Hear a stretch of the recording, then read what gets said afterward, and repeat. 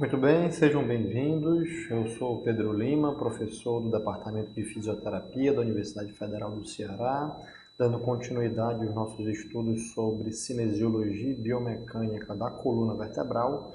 Hoje nós vamos falar especificamente sobre a região da coluna lombar. Tá? Então, essa é uma vértebra com anatomia e características típicas dessa região lombar.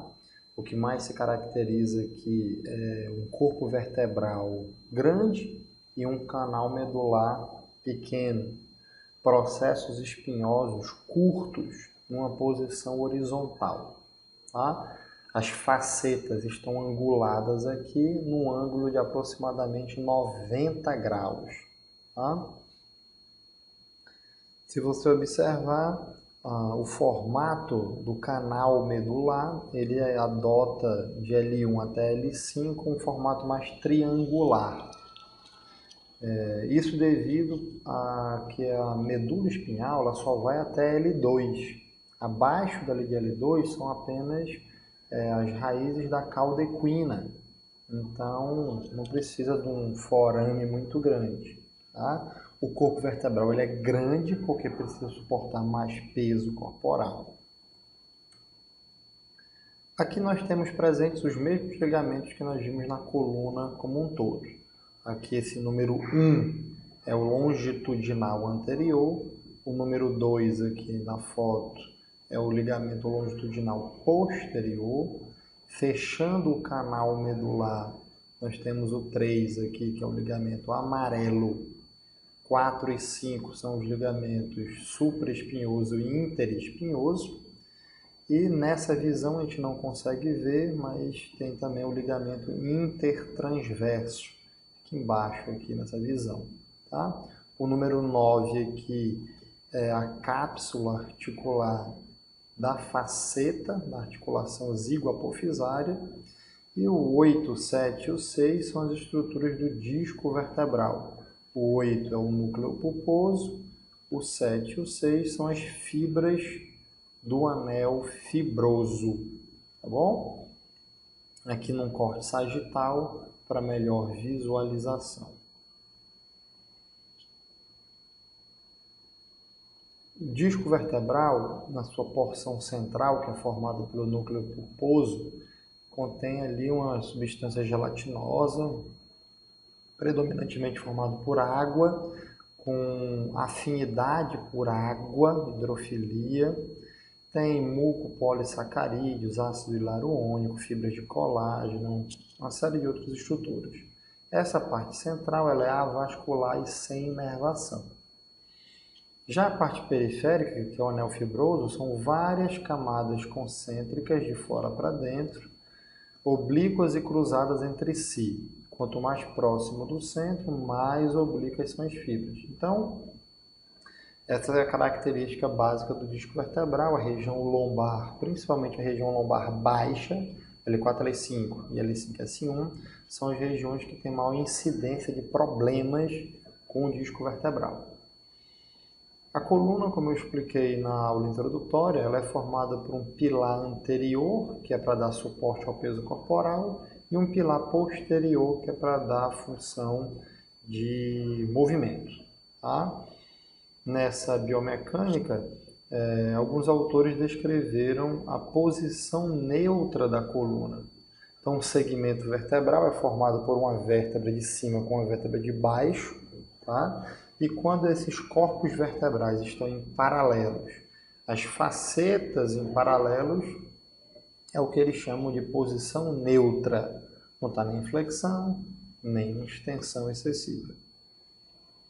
Os movimentos da coluna lombar são flexão e extensão no plano sagital, inclinação direita e esquerda no plano frontal e rotação no plano transverso. A flexão é o movimento que reduz a curva fisiológica da lordose, portanto faz uma retificação dessa curva e aumenta a pressão sobre a região anterior da coluna, porque o deslizamento, a artrocinemática aqui é um deslizamento para cima com um deslizamento para frente. Então, comprime a região anterior e tensiona a região posterior. A flexão é um movimento chamado de divergência. Vocês podem encontrar isso em alguns livros, porque é um movimento em que separa, afasta os processos espinhosos. O corpo vertebral vai para frente e vai para cima, como as setas pretas aqui estão mostrando, e comprime a parte da frente, ó, comprime a parte da frente. Portanto, o disco vertebral ele é jogado para trás pela pressão, tá?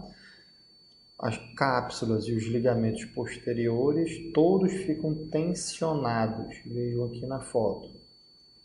Os processos espinhosos se afastam, por isso que é divergência, e o disco vai para trás. Aqui tem um vídeo que eu vou colocar no SIGA à disposição de vocês. Essa é uma foto do livro do Donald Newman, que ilustra uma flexão completa da coluna. Tá? Vocês estão vendo aqui a torácica e vocês estão vendo aqui a lombar. Tá bom? Comparativamente, vejam a diferença dos processos espinhosos em relação a tamanho, em relação à posição. Então, na flexão da coluna lombar, nós temos aqui o slide, que é o deslizamento para cima e para frente. E uma compressão nessa região posterior, com consequente tensionamento dos ligamentos posteriores. Tá? O que limita o movimento de flexão é a tensão desses ligamentos e cápsula posterior. Por isso que a gente não consegue ir mais para frente na flexão. Tá? Biomecânica é muito fácil. Se você aprender o movimento de flexão que eu acabei de ensinar, tudo ao contrário é o movimento de extensão. Tá? Então veja que a extensão é o movimento que vai aumentar a curvatura fisiológica da lordose, tá bom? Na flexão vai diminuir e na extensão vai aumentar. Na flexão os processos espinhosos vão afastar, na extensão os processos espinhosos vão se aproximar. Tem choque ósseo aqui, tá bom? Então a extensão promove um aumento da lordose. A extensão é chamada de convergência, porque tem choque ósseo entre as estruturas, entre as articulações. O disco ele é jogado para frente, tá? E tem colabamento aqui da articulação zigoapofisária. A artrocinemática é um deslizamento para trás e para baixo. Na foto aqui do Donald Newman, vocês estão vendo uma extensão. A extensão máxima articular da coluna lombar só dá para fazer nessa posição, decúbito ventral empurrando com os braços. E aí vocês vão visualizar aqui um deslizamento para trás e para baixo com tensionamento só de um ligamento, que é o ligamento longitudinal anterior. O que limita a extensão predominantemente é o impacto das estruturas ósseas, é o choque ósseo. E também a tensão do ligamento longitudinal anterior. Agora nós vamos ver o movimento de inclinação e rotação. Tá? Como nós vimos na aula introdutória, existem as leis de Freie. A primeira lei é a lei da neutralidade. Nessa lei, a coluna ela não está nem em flexão nem em extensão. Portanto, quando ela inclinar para a direita, vai acontecer uma rotação automática para a esquerda. Inclinação e rotação para lados opostos. Nós chamamos isso de NSR, que pode ser à direita, ou NSR, que pode ser à esquerda. Ou seja, N de neutralidade, S no inglês side flexion, que é inclinação ou flexão lateral, e a rotação. Então, se tiver uma NSR à direita, significa que teve uma rotação à direita. Como está neutro e é a primeira lei, a inclinação tem que ser para o outro lado. Se a rotação é para a direita, a inclinação tem que ser para a esquerda. Essa é a nomenclatura utilizada principalmente na osteopatia. Tá? Já se for segunda lei, nós estamos falando de FRS e ERS. Flexão, rotação e inclinação, extensão, rotação e inclinação. Aqui, como ela não está neutra e é a segunda lei, para onde inclinar a roda. Então pode ser uma FRS à direita. está em flexão e rodou e inclinou para a direita. Fica mais fácil de visualizar assim. Aqui também tem um vídeo que depois vocês vão poder assistir para ver a dinâmica desse movimento acontecendo. Portanto, a inclinação lateral pura, também chamada de lateroflexão, você está vendo um segmento vertebral aqui na visão posterior, olha a artrocinemática que acontece aqui. O processo articular do lado da inclinação, ele vai fazer um deslizamento para baixo e para dentro. Enquanto que a faceta articular do lado oposto à inclinação vai fazer um deslizamento para cima e para fora. Tá? Então veja que o que vai acontecer nas facetas na artrocinemática é isso. Do lado da concavidade desliza para baixo e para dentro, enquanto que do lado da convexidade desliza para cima e para fora. Tá bom? Por que isso acontece? Porque para ter uma inclinação para a direita, tem que ter uma translação para a esquerda. É o movimento do Fat Family. Né? O disco ele se desloca para o lado da convexidade, porque no lado da concavidade vai comprimir, vai aumentar a pressão e o disco vai fugir da pressão.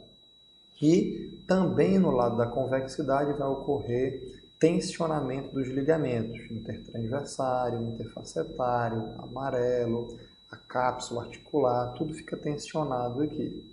E no lado da concavidade, o que é mais relevante é a aproximação do processo transverso de um lado com o outro e da faceta articular de um lado com o outro, choque ósseo. Tá? E aqui no texto, vocês conseguem visualizar exatamente a explicação da artrocinemática do deslizamento que ocorre nas articulações facetárias. Na foto do Donald Newman, ele está mostrando uma inclinação pura da região lombar e, consequentemente, torácica. Tá? Aqui embaixo vocês estão vendo a região lombar e aqui em cima a região torácica. Tá bom? Na região lombar dá para visualizar o slide, o deslizamento para baixo homolateral e o deslizamento para cima contralateral à inclinação.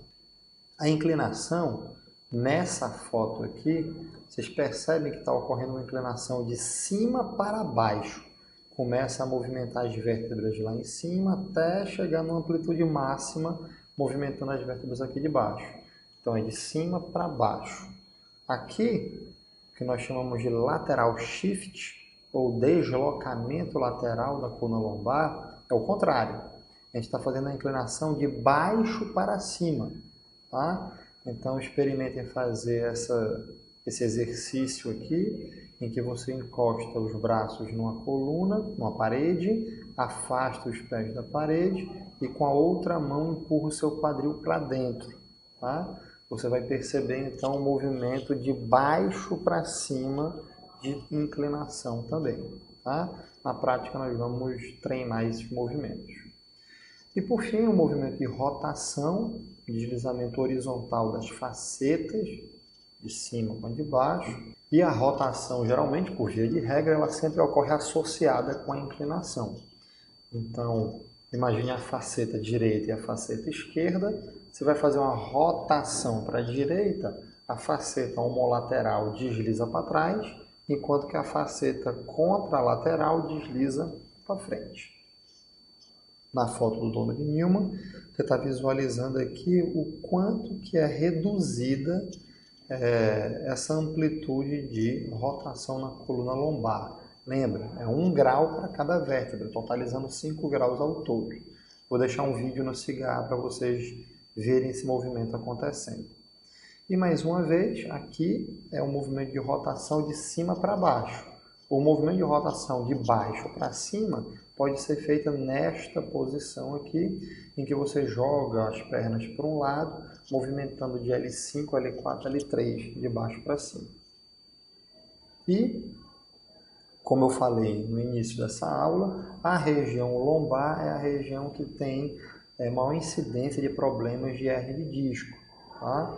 E a classificação é de acordo com o grau de deslocamento discal. Aqui, no início aqui, vocês estão visualizando um deslocamento discal, que o disco sai do centro, começa a preencher essas lacunas, essas fissuras do anel fibroso. e aí ele faz um deslocamento discal que nós chamamos de protusão discal.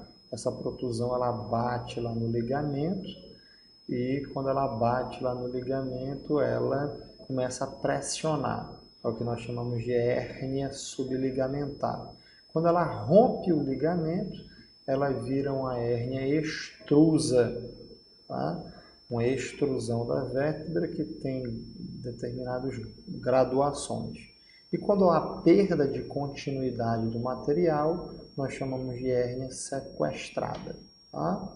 Então nós temos a protusão discal, deslocamento do disco até tocar lá no ligamento, ou romper o ligamento subligamentar, uma hérnia extrusa que tem um extravasamento e uma hérnia sequestrada com perda de continuidade.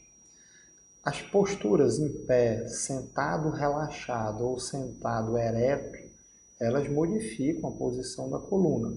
Geralmente na posição em pé aumenta-se devido ao peso da gravidade, aumenta-se a lordose lombar. Numa posição sentado relaxado, retifica a lombar.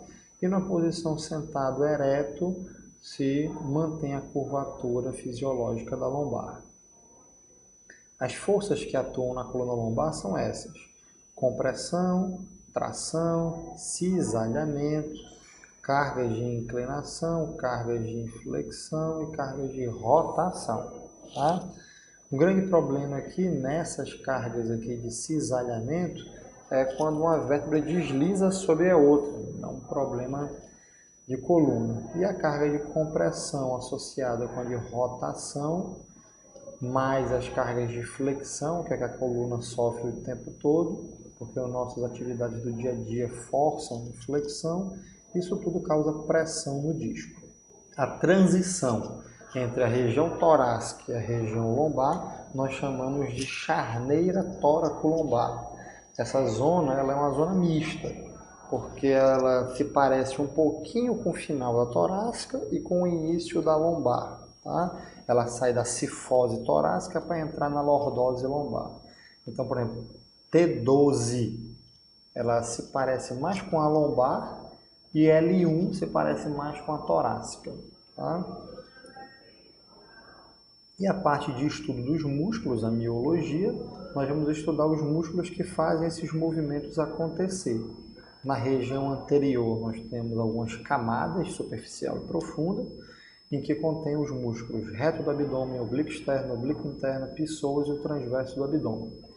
O reto abdominal é um músculo longitudinal, vertical, que tem vários ventres musculares com seus tendões e suas aponeuroses. Por isso, com o abdômen treinado, faz esse tipo de visual, porque ele não é um músculo que tem um ventre único. Ele tem tendão, ventre, tendão, ventre, tendão, ventre, tendão, ventre. Sai do processo xifoide, das costelas, e vai lá para a sínfise púbica. Portanto, ele é um músculo que faz o movimento de flexão predominantemente. O oblíquo externo é um músculo que sai lá das costelas, vem para a linha alba e vem também para a região do púbis, nessa diagonal de movimento. Ele, junto com o oblíquo interno, que é esse aqui, que sai da crista ilíaca, últimas costelas, vai para a linha alba e vai para o púbis, são os músculos responsáveis por fazer o movimento de flexão lateral, ou seja, inclinação da coluna. Mas como eles estão na região da parede anterior, eles também fazem flexão do tronco. Se eles contraírem bilateralmente, eles fazem a flexão do tronco. Se ocorrer uma contração unilateral, aí sim, vai ter a inclinação para um lado ou a inclinação para o outro. A diferença entre eles é a seguinte: o oblíquo externo ele faz uma rotação para o lado oposto, inclina para um lado, roda para o outro. Já o oblíquo interno ele faz uma inclinação para um lado e uma rotação para o mesmo lado. Essa é uma diferença importante entre eles. E por fim, existe também um músculo chamado psoas. Ele sai do corpo e do processo transverso das vértebras de T12 até L5. Ele passa pela fossa ilíaca, se junta com o ilíaco, por isso que se chama psoas ilíaco. E aí o psoas maior vai até a sua inserção no trocânter menor. Então ele está na coluna, ele está na pelve e ele está no quadril, multiarticular. Na coluna, se contrair bilateralmente, ele vai fazer a flexão do tronco, tá? Forçando também uma hipelordose, um deslizamento anterior das vértebras. Se tiver uma contração unilateral, ele vai fazer flexão, inclina para o mesmo lado e roda para o lado oposto. Tá? E o transverso do abdômen, não está a foto aqui, vou ficar devendo para vocês uma foto aqui do transverso do abdômen. É um músculo da camada profunda, num formato horizontal, que sai dos processos transversos das vértebras e vem para a linha alba na frente, como se fosse uma cinta, que faz um espartilho de compressão. E se insere também no pubis. O movimento que o transverso do abdômen faz é constricção do abdômen, ou seja, ele encolhe o abdômen, diminui o diâmetro anteroposterior do abdômen, leva o umbigo em direção à coluna. Na parede posterior, nós temos os músculos eretores da coluna, camada superficial, intermédia e profunda. Na superficial, dorsal longo, ilho costal e sacro espinhal, são os palpáveis, paravertebrais. Na camada intermediária, o espinhal e semiespinhal. E na camada profunda, o multífido, o interespinhoso e o intertransverso. Então está aqui o dorsal longo, sai do sacro e vai para as vértebras e costelas da torácica. O íleo costal sai do íleo, do ilíaco, do sacro e vai para as costelas. O sacro espinhal sai do sacro lombar, vai para as costelas. E é um músculo que proporcionalmente ele vai aumentando de volume e de tamanho. A função deles é fazer extensão, basicamente. O músculo semi-espinhal, ele sai lá da transição da charneira tóraco-lombar e vai para a junção entre processo transverso e costela nas vértebras torácicas, tá bom? A função dele também é fazer extensão. E o músculo espinhal é um músculo que ele está mais próximo ao processo espinhoso e que, portanto, faz movimentos de extensão também. Todos esses músculos da camada superficial e camada intermédia são músculos que têm a função de fazer a ereção do tronco e a extensão da coluna. Tá? Na camada profunda, um músculo muito importante se chama multífido. Ele sai do processo transverso de baixo, vai para o processo espinhoso da de cima.